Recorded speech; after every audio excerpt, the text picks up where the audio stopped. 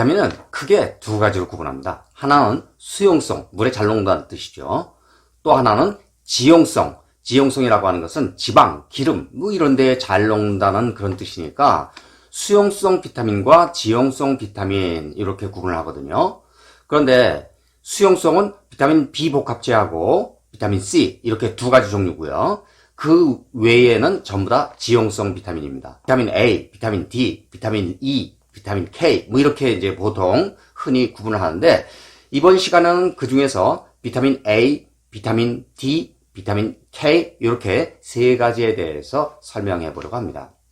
자, 그러면 어떤 내용을 담을 것이냐 그런 것도 좀 궁금하시죠? 그래서 비타민 A, 비타민 D, 비타민 K 이 세 가지에 대해서 어떤 작용을 하는지 이것들의 적정한 권장량, 하루 권장량이 얼마나 되는지 어떤 식품에 들어있는지 이런 것들 하고요. 또 관심을 가져야 할 게 이것이 모자라면은 어떤 증상을 겪는지 그리고 이게 이제 지나칠 때도 문제가 될 수 있거든요. 지나치게 될 때 어떤 증상을 겪는지 이런 것들을 중점적으로 다뤄보려고 합니다. 궁금하시면 영상을 끝까지 집중해서 보세요.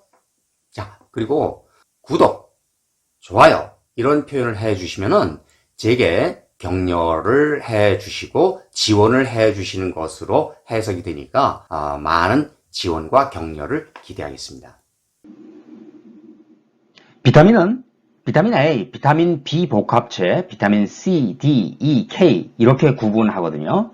이 중 수용성은 비타민 B 복합체와 비타민 C이고 그 외의 것들은 지용성입니다. 지용성 비타민 중 강력한 항산화 효과를 가지는 비타민 E를 제외한 것들을 다룰 예정인데 물에는 잘 녹지 않고 지방에 녹습니다. 수용성 비타민은 체내에 축적되지 않고 물과 함께 소변으로 배설되기 때문에 매일 일정량을 섭취해야 하지만 지용성 비타민은 필요 이상 섭취하면 체내에 축적되기 때문에 지나치게 복용하면 중독 증상이 나타날 수 있다는 것을 유의해야 합니다. 사람과 관련된 비타민 A는 비타민 A1 이렇게 알려진 게 레티놀이죠. 그리고 비타민 A2로 알려진 디하이드로레티놀 형태인데 식물의 베타카로틴에서 유래하기도 하고 음식에서 발견됩니다. 비타민 A를 공급하는 최고 식품으로는 유제품, 간, 생선 등이고 프로비타민 A의 최고 공급원은 당근, 브로콜리, 멜론 등과 농축 과주 음료, 스쿼시 등이 있죠. 이들 성분은 지방이나 기름과 결합했을 때만 체내에 흡수되는데 장의 장막에서 카로티노이드 성분이 비타민 A로 전환됩니다.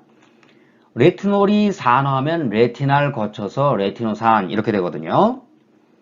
레티노산 형태의 비타민 A는 유전자 전사에 중요한 역할을 하는데 레티놀이 세포에 흡수되면 레티날, 레티노산으로 산화될 수 있습니다.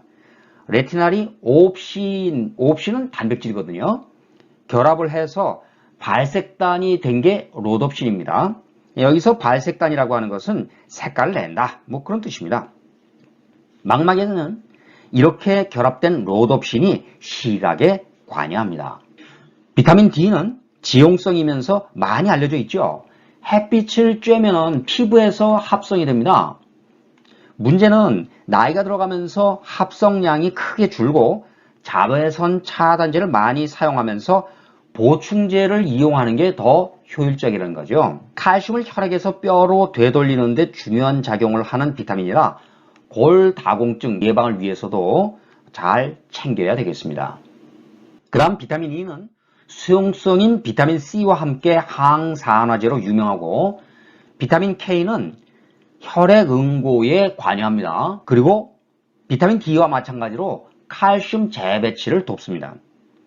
체내에서 장내 대장균이 합성하기 때문에 항생제를 장기 복용하는 환자가 아닌 건강에 문제가 없는 사람은 따로 섭취할 필요는 없습니다. 이제 몇몇 지용성 비타민 과잉이나 결핍으로 일어날 수 있는 증상들이 어떤 게 있는지 알아보기로 합니다. 먼저 비타민 A죠. 시력, 성장, 면역기능 유지 이런 데 필요한 그런 비타민입니다. 비타민 A가 부족하면 비타민 A와 옵신 단백질이 결합해 만들어지는 로놉신 요게 문제가 되거든요. 그래서 야맹증이 오게 됩니다. 안구의 망막, 원추세포 이런 것들과 세포 분화에 영향을 줍니다. 각막건조증, 각질연화증 이런 것들을 겪게 되죠. 비타민 A가 정상치의 2배 이상이 되면 과잉 증상을 겪게 되는데 급성 증상으로는 오심은 이제 구역질이 난다는 얘기죠. 두통, 근육 무력감, 가려움증 등을 겪을 수 있습니다. 만성 증상으로는 두통, 탈모증, 피부 건조, 골관절 통증 등이 있고 임신 시에 기형을 유발하고 사산을 유발할 수 있다 하는 점이죠. 이건 상당히 유의해야 할 점입니다. 비타민 D 결핍 시 골다공증, 근육 약화, 우울증, 고혈압, 자가면역 질환 이런 것들이 가능성이 높아집니다. 과잉 투여 시 특히 어린이에게 독성이 강하게 나타납니다. 또한 고칼슘 혈증, 고칼슘 뇨증, 여기에서 이 뇨라고 하는 것은 오줌이란 뜻이죠. 연 조직에 칼슘이 축적되고 심장과 심혈관계에 손상을 일으킵니다. 비타민 D는 지용성이므로 체내 유입 시 지방 조직에 흡수되겠죠. 그런데 지방 조직이 비타민 D를 품고 있으려는 경향이 강해서 비만은 비타민 D 결핍 유발하는 효과가 있습니다. 그러니까 비만이 비타민 D를 결핍시키는 그런 효과를 유발하니까 유의해야 되겠죠. 비타민 K는 건강에 이상이 없는 성인들에게 결핍 가능성 거의 없습니다. 그런데 금식하는 환자에게 항생제를 투여할 때는 결핍 가능성이 나타난다는 것이죠. 의식 상태의 중압감이라든가 체내 출혈 방치, 연골 조직의 석회화 등을 일으킵니다. 과잉일 경우에는 신생아한테 고빌리루빈 혈증 이런 것을 나타내거든요. 빌리루빈이 증가함으로써 황달과 같은 그런 현상을 보이게 됩니다. 지용성 비타민 역시 적절한 섭취가 중요한데 우선 어떤 식품에 들어있는지 알아둘 필요가 있겠죠. 비타민 A는 하루 권장량이 남성은 900 마이크로그램, 요 mcg는 마이크로그램이라는 뜻입니다. 여성은 700 마이크로그램 이렇게 되거든요. 앞에서 언급한 바와 같이 체내에 흡수되는 것은 지방이나 기름과 결합했을 때 그때의 흡수가 잘 된다 하는 점을 염두에 두면 좋을 것 같습니다. 비타민 D는 하루 권장량이 400에서 800 IU입니다. 질량으로 따지면 10에서 20 마이크로그램인데요. 오일과 함께 섭취하면 체내 흡수율을 높일 수 있습니다. 함유식품은 등푸른 생선, 고등어나 이런 거 연상하면 되죠. 동물의 간, 달걀 노른자, 버섯 이런 것이 있습니다. 비타민 K의 경우에는 하루 권장량이 남성은 120 마이크로그램, 여성은 90 마이크로그램 이렇게 나오거든요. 함유식품으로는 케일, 양배추, 콜리플라워, 브로콜리, 시금치, 상추 이런 거 하고 밀기울, 돼지의 간장, 대두 및 콩 가공식품, 달걀, 해조류 등이 있습니다.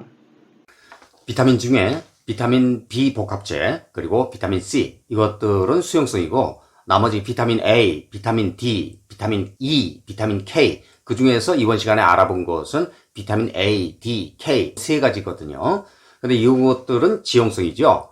지용성이라고 하는 것은 지방에 잘 녹는다 그런 뜻이죠.